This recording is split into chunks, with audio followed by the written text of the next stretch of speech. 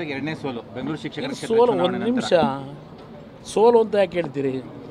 ಚುನಾವಣೆಯಲ್ಲಿ ಇವೆಲ್ಲ ಫಲಿತಾಂಶಗಳು ನಾವೆಲ್ಲರೂ ನಿರೀಕ್ಷೆ ಇಟ್ಟಿರ್ತಕ್ಕಂಥದ್ದು.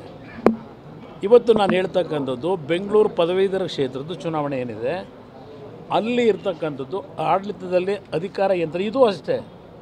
ಈ ಚುನಾವಣೆ ಸೋಲು ಆಡಳಿತ ಯಂತ್ರದ ದುರುಪಯೋಗ. ಇದು ನಡೆದಿರೋದು ಅದೇ, ಅಲ್ಲಿ ನಡೆದಿದ್ದು ಅದೇ.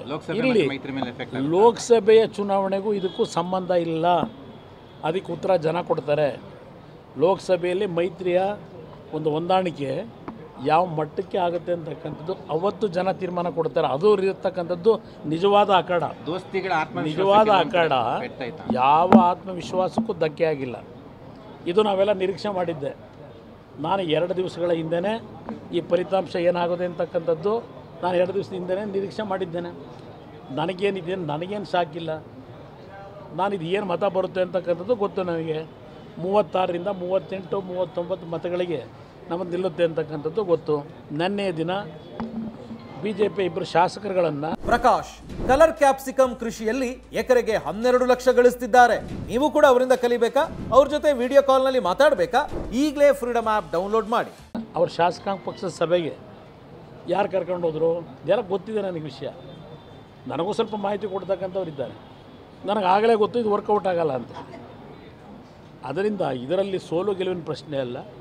ಚುನಾವಣೆಗಳು ರಾಜಕೀಯ ಅಂದಮೇಲೆ ಚುನಾವಣೆಗಳನ್ನು ನಡೆಸಬೇಕು. ಒಂದು ಬಾರಿ ಏರುತ್ತೆ, ಒಂದು ಬಾರಿ ಇಳಿಯುತ್ತೆ. ಅದಕ್ಕೇನು ಬ್ರಹ್ಮನಿರಸನವಾಗಿ ಹೆದರ್ಕೊಂಡು ಕೂರೋ ಪ್ರಶ್ನೆ ಏನಿಲ್ಲ. ನಮ್ಮ ಕುಟುಂಬದಲ್ಲಂತೂ ಸೋಲು ಅಂತಕ್ಕಂಥ ಭಾಳ ನೋಡ್ಬಿಟ್ಟಿದ್ದೇವೆ. ದೇವೇಗೌಡರು ಪ್ರಧಾನಮಂತ್ರಿಯಾಗಿ ಸೋತಿದ್ದಾರೆ. ಹಲವಾರು ಬಾರಿ ನೋಡಿದ್ದೇವೆ. ನಾವು ಸೋತಿದ್ದೇವೆ. ಸೋತಾಗ ಕುಗ್ಗಿಲ್ಲ, ಗೆದ್ದಾಗ ಹಿಗ್ಗಿಲ್ಲ. ಎರಡೂ ಸಮಯದಲ್ಲೂ ಸಮಚಿತ್ತವಾಗಿ ಇದನ್ನು ಸ್ವೀಕಾರ ಮಾಡಿ ನಮ್ಮ ರಾಜಕೀಯ ನಡೆಸ್ತಾ ಇದ್ದೇವೆ. ಆದ್ದರಿಂದ ಇಲ್ಲಿ ಪ್ರಶ್ನೆ ಇದರಲ್ಲಿ ಸೋಲು ಗೆಲುವಿನ ಪ್ರಶ್ನೆ ಇಲ್ಲ. ಇವತ್ತಿನ ಫಲಿತಾಂಶ JDSನ 19 ಶಾಸಕರು ನಾವು ಒಗ್ಗಟ್ಟಾಗಿದ್ದೇವೆ. BJP ಮತ್ತು JDSನ ಮೈತ್ರಿಯಲ್ಲಿ ಒಂದು ಒಗ್ಗಟ್ಟಿದೆ ಅಂತಕ್ಕಂಥದ್ದನ್ನು ಈ ಚುನಾವಣೆಯಲ್ಲಿ ಎರಡನೇ ಸೋಲು ಬೆಂಗಳೂರು ಶಿಕ್ಷಕರ ಸೋಲು. ಒಂದು ನಿಮಿಷ, ಸೋಲು ಅಂತ ಯಾಕೆ ಹೇಳ್ತೀರಿ? ಚುನಾವಣೆಯಲ್ಲಿ ಇವೆಲ್ಲ ಫಲಿತಾಂಶಗಳು ನಾವೆಲ್ಲರೂ ನಿರೀಕ್ಷೆ ಇಟ್ಟಿರ್ತಕ್ಕಂಥದ್ದು. ಇವತ್ತು ನಾನು ಹೇಳ್ತಕ್ಕಂಥದ್ದು ಬೆಂಗಳೂರು ಪದವೀಧರ ಕ್ಷೇತ್ರದ ಚುನಾವಣೆ ಏನಿದೆ ಅಲ್ಲಿ ಇರ್ತಕ್ಕಂಥದ್ದು ಆಡಳಿತದಲ್ಲಿ ಅಧಿಕಾರ ಯಂತ್ರ ಇದು ಅಷ್ಟೇ. ಈ ಚುನಾವಣೆ ಸೋಲು ಆಡಳಿತ ಯಂತ್ರದ ದುರುಪಯೋಗ. ಇದು ನಡೆದಿರೋದು ಅದೇ, ಅಲ್ಲಿ ನಡೆದಿದ್ದು ಅದೇ. ಇಲ್ಲಿ ಲೋಕಸಭೆಯ ಚುನಾವಣೆಗೂ ಇದಕ್ಕೂ ಸಂಬಂಧ ಇಲ್ಲ. ಅದಕ್ಕೆ ಉತ್ತರ ಜನ ಕೊಡ್ತಾರೆ. ಲೋಕಸಭೆಯಲ್ಲಿ ಮೈತ್ರಿಯ ಒಂದು ಹೊಂದಾಣಿಕೆ ಯಾವ ಮಟ್ಟಕ್ಕೆ ಆಗುತ್ತೆ ಅಂತಕ್ಕಂಥದ್ದು ಅವತ್ತು ಜನ ತೀರ್ಮಾನ ಕೊಡ್ತಾರೆ. ಅದು ಇರತಕ್ಕಂಥದ್ದು ನಿಜವಾದ ಅಖಾಡ. ನಿಜವಾದ ಅಖಾಡ ಯಾವ ಆತ್ಮವಿಶ್ವಾಸಕ್ಕೂ ಧಕ್ಕೆ ಆಗಿಲ್ಲ. ಇದು ನಾವೆಲ್ಲ ನಿರೀಕ್ಷೆ ಮಾಡಿದ್ದೆ. ನಾನು 2 ದಿವಸಗಳ ಹಿಂದೆಯೇ ಈ ಫಲಿತಾಂಶ ಏನಾಗೋದೆ ಅಂತಕ್ಕಂಥದ್ದು ನಾನು 2 ದಿವಸದ ಹಿಂದೆಯೇ ನಿರೀಕ್ಷೆ ಮಾಡಿದ್ದೇನೆ. ನನಗೇನು ಸಾಕಿಲ್ಲ. ನಾನು ಇದು ಏನು ಮತ ಬರುತ್ತೆ ಅಂತಕ್ಕಂಥದ್ದು ಗೊತ್ತು. ನನಗೆ 36ರಿಂದ 38, 39 ಮತಗಳಿಗೆ ನಮ್ಮದು ನಿಲ್ಲುತ್ತೆ ಅಂತಕ್ಕಂಥದ್ದು ಗೊತ್ತು. ನೆನ್ನೆಯ ದಿನ BJP 2 ಶಾಸಕರುಗಳನ್ನು ಅವ್ರ ಶಾಸಕಾಂಗ ಪಕ್ಷದ ಸಭೆಗೆ ಯಾರು ಕರ್ಕೊಂಡು ಹೋದರು ಎಲ್ಲ ಗೊತ್ತಿದೆ ನನಗೆ ವಿಷಯ. ನನಗೂ ಸ್ವಲ್ಪ ಮಾಹಿತಿ ಕೊಡ್ತಕ್ಕಂಥವ್ರು ಇದ್ದಾರೆ. ನನಗೆ ಆಗಲೇ ಗೊತ್ತು ಇದು ವರ್ಕೌಟ್ ಆಗಲ್ಲ ಅಂತ. ಅದರಿಂದ ಇದರಲ್ಲಿ ಸೋಲು ಗೆಲುವಿನ ಪ್ರಶ್ನೆ ಅಲ್ಲ.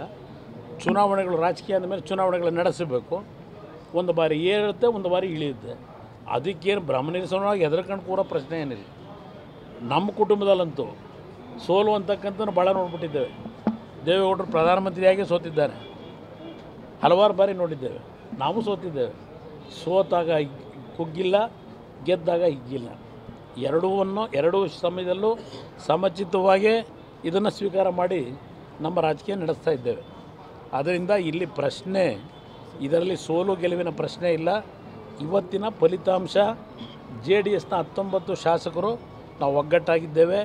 BJP ಮತ್ತು JDSನ ಮೈತ್ರಿಯಲ್ಲಿ ಒಂದು ಒಗ್ಗಟ್ಟಿದೆ ಅಂತಕ್ಕಂಥದ್ದನ್ನು ಈ ಚುನಾವಣೆಯಲ್ಲಿ